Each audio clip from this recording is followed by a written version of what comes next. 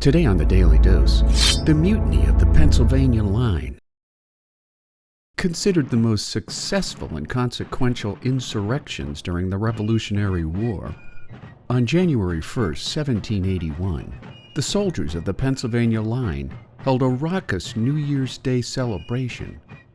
That evening, soldiers from several regiments armed themselves and prepared to depart the camp without permission, complaining of low pay, horrendous living conditions, and a mass insistence that their 3-year enlistment period had expired. Officers led the remaining orderly regiments to quell the uprising, but after a few warning shots by the mutineers, the orderly regiments crossed the line. Captain Adam Bidding, commander of Company D, 4th Pennsylvania Regiment, was fatally shot by a mutineer who was attempting to kill a lieutenant colonel.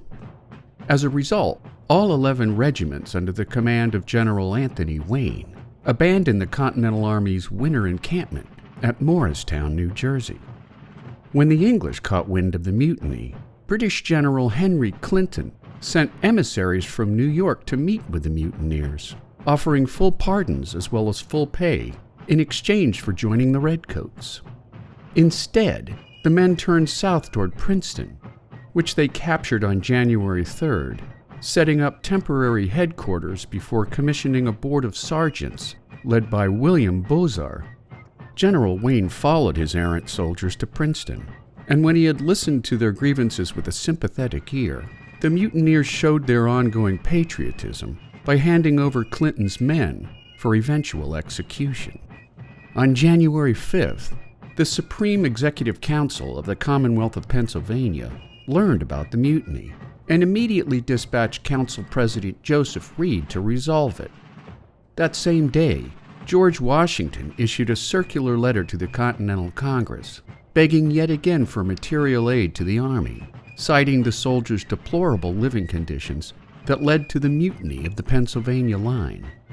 Knowing the mutineers would have public sympathy on their side, the government had no choice but to negotiate. Talks went rapidly as soldiers distilled their grievances down to one primary issue: that men who had enlisted in 1776 and 1777 be immediately discharged, at the same time given the opportunity to re-enlist for a new bounty of $20 if they so desired. Half the men accepted discharges, while the other half took furloughs coupled with bonuses for re-enlistment. Those who eventually did re-enlist formed the Pennsylvania Battalion, which went on to participate in the Southern Campaign. The excellent terms prompted 200 New Jersey soldiers stationed at Pompton to follow suit with their own mutiny.